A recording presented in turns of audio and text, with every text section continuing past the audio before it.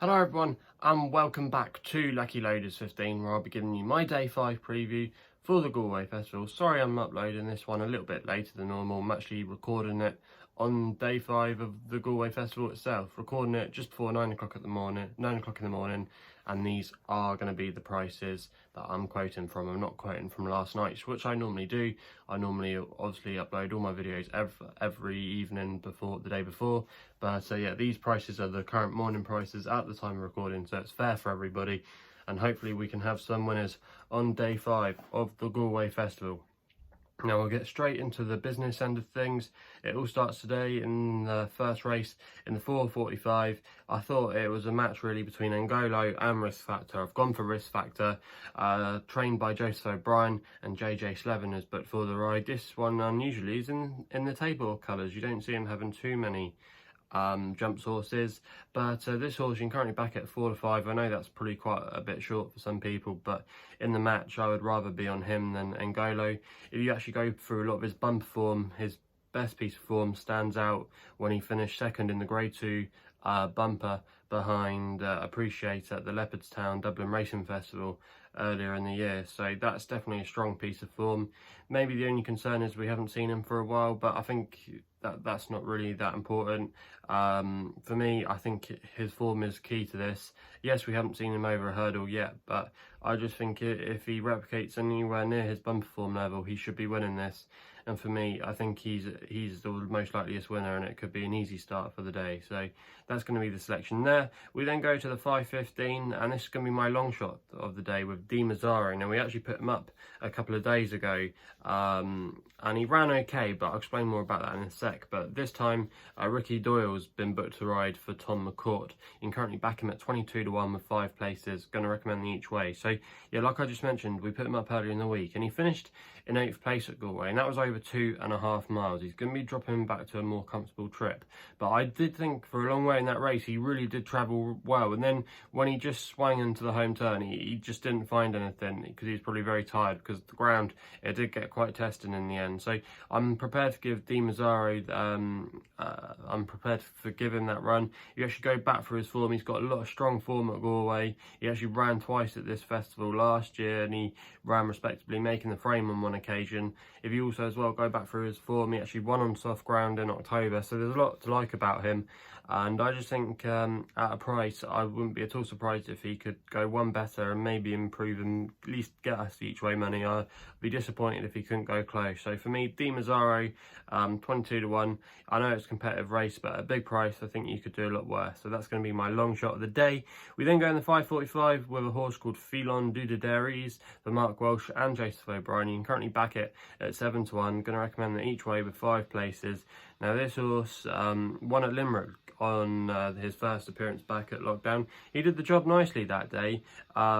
He made it all from the front, and in the end was a game winner. He's only 5 years old, and he's now going to be racing off a mark of 129. I think that's fair from his last effort, you know, and being a 5-year-old, I'd expect a lot more to come from him. It's a competitive looking race, but for me, Filon I thought he was a solid option, and he could be very progressive and have lots more of improvements come. Not original, I know, but he's going to be the selection there. We then go to the 6:15, one of the feature races of the day, and I thought Sweet Home Chicago was a bit of a big price here, 25 to 1 with 6 places for Sean O'Keefe, claiming 5, and Colin Bowe. Now this Sweet Home Chicago has actually got quite a good record at Galway. Finished second at the festival last year behind Gavin Cromwell's I Like the Way You're Thinking, who was thought to be a Martin Pipe horse or a Cheltenham handicap job. Things didn't quite materialise, but he still held his form to a good level in some decent handicaps last year, so that's not a bad line of form. But last time we saw this mare, she actually was a really comfortable winner at Roscommon, and I think that was a nice prep run for this, even though she did go and win the handicap. It did raise her a little bit, but Sean O'Keefe's £5 claim is going to help, and I've been really impressed with him. He's a really good up-and-coming conditional jockey. There's a lot to like about him. And Colin Bowe, they haven't had a winner in the last fortnight, but before that they were going along not too badly at one point, so they have had winners so far since the resumption of racing in Ireland from his small string. But this Sweet Home Chicago, she's been a good mare for connections, and at 25 to 1 I think that's worth an each way poke there. So that's going to be the tip there. We then go in the 6:45 and not original again here. Star Max for JJ Slevin, and Joseph O'Brien is the best horse in the race by far. You can currently back him at 2-1, and last time we saw him, he ran all right in a fair level beginner's chase when finishing 4th at Kilbeggan. He has had 9 attempts over fences, which may be a worry, but I think he's been running in a lot better company than this, and it's his D-Day today. It's his day to deliver, and I think he'll get the job done and he'll break his maiden tag over fences. So Star Max it is in the 6:45. We then go to the 7:15, and I'm going with a horse here called Blazer for Mark Walsh and Willie Mullins. Now this horse, he actually ran earlier in the week when he ran respectably. I think he finished in 9th place. You can actually currently back him at 9-1, and I'm going to recommend that each way selection here. Now this horse, if you go back through some of his form, he's quite good actually. He's going to be off a mark today, off a mark of 139, and he was running in some better races. He did run at the Cheltenham Festival, but I don't think that was really his bag, but he ran in some good decent handicaps. He finished 4th at Leopardstown, and if he replicates that kind of form, he's of interest. He actually finished 2nd as well here last year at Galway at the festival after a long break, so he can go well at this track. And I just thought at a price at 9-1, I thought he had a bit of a workable mark there over fences, and for me I'd be disappointed if he couldn't give us a good run for our money. So Blazer it is in the 7:15. We then go to the 7:45 with a horse called Bay Hill, and again I'm going with a few Mark Walsh horses today, but he's been in good form, ridden a couple of winners at the festival. Mark Walsh goes for Padre Groach, who's a good trainer in Ireland that's I think underrated, and he does quite well with his JP recruits. This Bay Hill is currently 14-1, and you can back it at 5 places.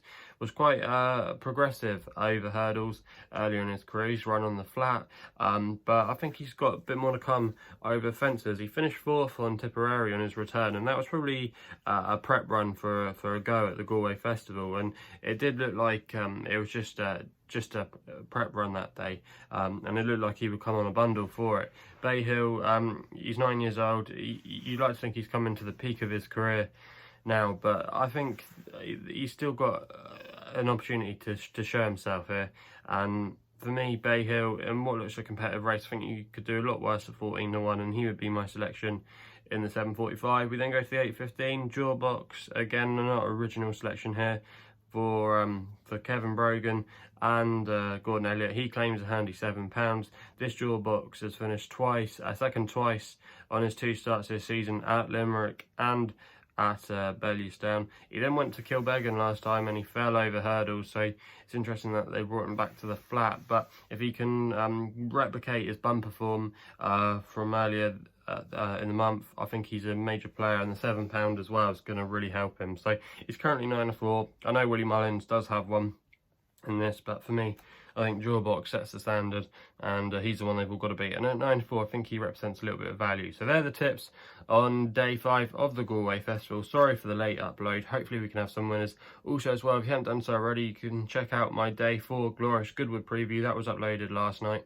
So if you haven't done so already, make sure you check it out. You'll find it through my video history. And to not miss out on any more videos in the future, please subscribe here to my YouTube channel at LuckyLoaders15. You can also follow me on Twitter as well, where my handle is at LuckyLoader15.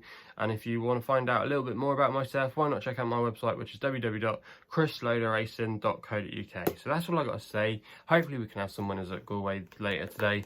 Please gamble responsibly, and we'll be seeing you soon.